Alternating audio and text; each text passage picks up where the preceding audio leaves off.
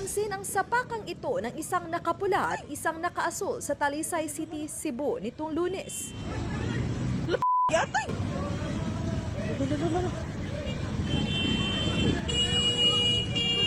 Kaya agad silang naawat ng mga traffic enforcer. Sa investigasyon ng pulisya, lumabas na pakaliwa sa isang iskinita ang rider na nakaasul nang gitgitin siya ng taxing minamaneho ng nakapula.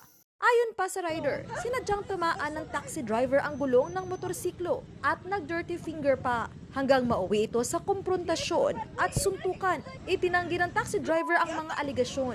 Sa huli, nagkaariglo na ang dalawa na ayon sa pulisya ay aminadong nadala sa init ng ulo, kaya wala nang naghain ng reklamo.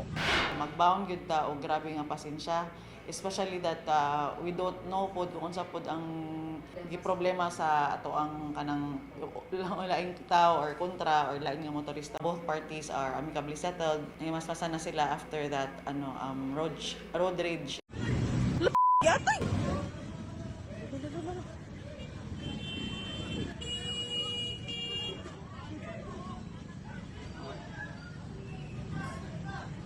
Mura mga bata, eh. Stay.